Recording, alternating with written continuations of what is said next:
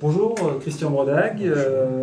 Vous êtes aujourd'hui le président du pôle éco-conception, mais pas seulement. Si vous pouvez nous dire quelques mots sur vous. Bon ben écoutez, ça fait quelques années que je m'intéresse donc de près au développement durable et dans toutes ses composantes, hein, et aussi économiques et sociales. Je préside une association qui gère un site internet sur l'innovation dans la construction, donc qui s'appelle Construction 21. Donc je m'intéresse beaucoup à toutes ces questions d'intelligence collective.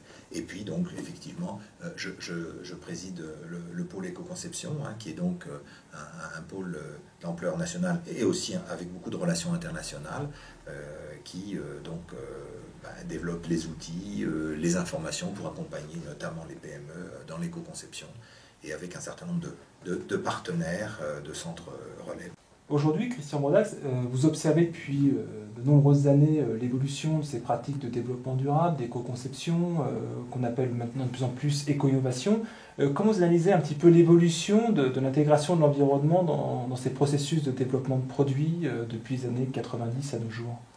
Je crois que la première approche au niveau de l'éco-conception a été beaucoup une approche d'abord d'ingénieur, d'ACV, de l'analyse de cycle de vie, et donc de l'optimisation finalement du cycle de vie des produits. Et puis l'approche éco-innovation, elle, envisage les choses, je dirais, de façon plus positive. C'est-à-dire on ne répond pas simplement à une sorte de contrainte réglementaire, mais on se pose la question de la création de valeur.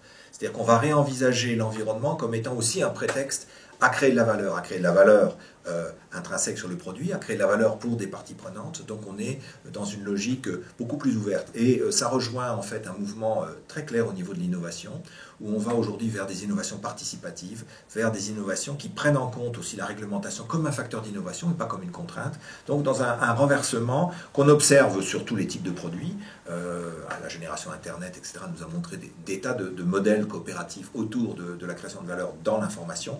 Eh bien le même mécanisme se trouve au niveau de l'environnement.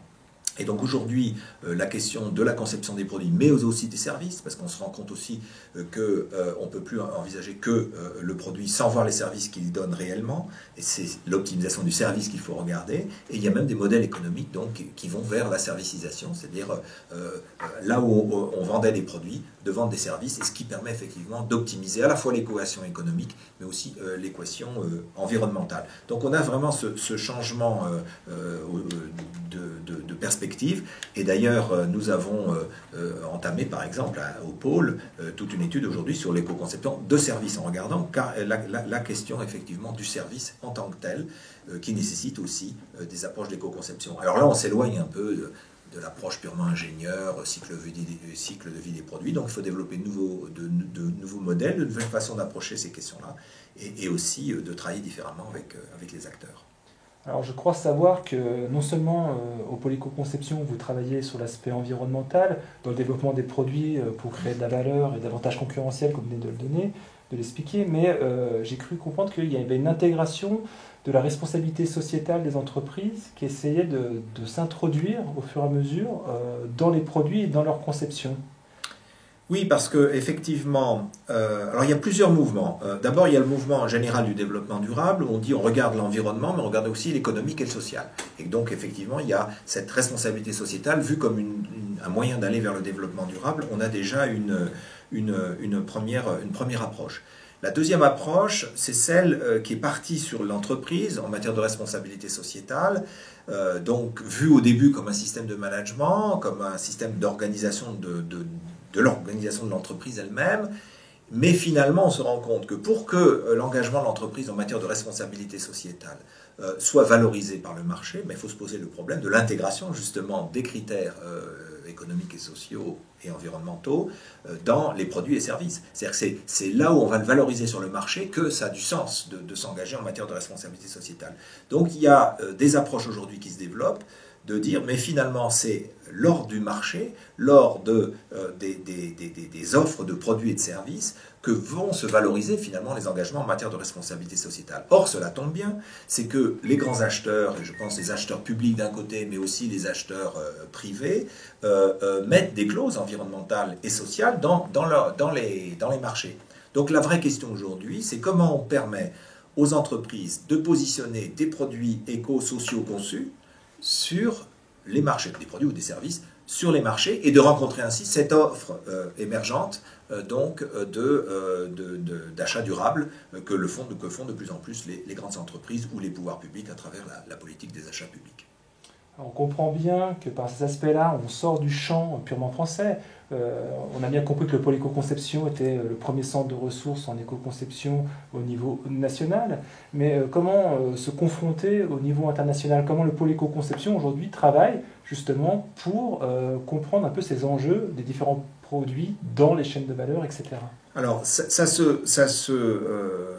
stratégie est à deux niveaux. D'abord, c'est positionner les produits ou la façon d'aborder les problèmes complètement dans l'objectif de la mondialisation, c'est-à-dire par exemple en matière de RSE, s'aligner sur l'ISO 26000 qui est une norme internationale et qui effectivement organise un peu ces questions-là. C'est donc d'avoir une perspective pas du tout franco-française, mais au contraire déjà dans les produits, dans la perspective de ce qu'on développe, l'international. Deuxièmement, c'est au niveau des réseaux et des contacts que nous développons. Donc il y a déjà, on a pris l'initiative avec un certain nombre de partenaires de monter un réseau européen qui n'existait pas. Donc on a un réseau avec des homologues de plusieurs pays européens. Donc le réseau ENEC, qui est donc un réseau qui se met en place. Et puis nous avons aussi, en tant que pôle, des centres relais, puisqu'en fait nous fonctionnons avec des centres relais, c'est-à-dire des centres qui utilisent nos outils, avec qui on coproduit finalement ces outils au bout des améliorations.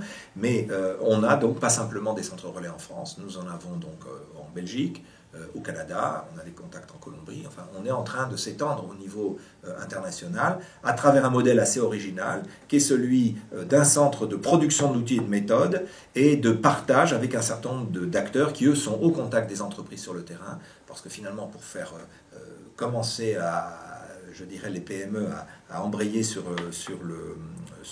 ces questions de responsabilité sociale et d'éco-conception des produits et des services, il faut effectivement des accompagnateurs. Donc on a sur les territoires différents acteurs qui sont positionnés là-dessus, et donc notre objectif c'est de leur fournir les outils qui leur permettent effectivement d'accompagner avec pertinence donc les acteurs sur le terrain.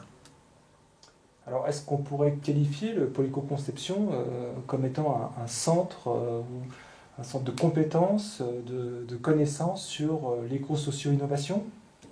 Oui, alors effectivement, au fur et à mesure, en élargissant la perspective, comme je le disais, qui est celle de quitter la rive unique de l'ingénieur et l'analyse du cycle de vie optimisé, mais bien dans une perspective beaucoup plus large, économique, sociale, de production de valeur et d'initiative, de design, de conception. On n'a pas parlé de design, qui est aussi une dimension importante.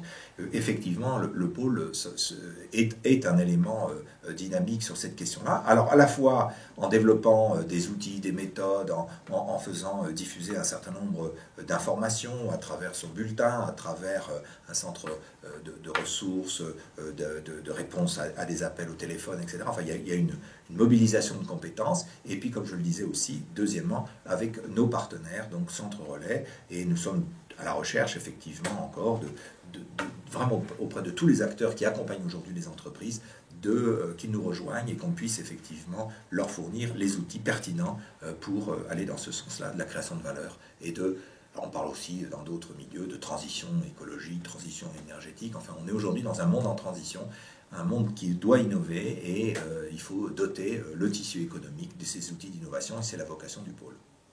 Christian de Cordague, merci. Je vous remercie.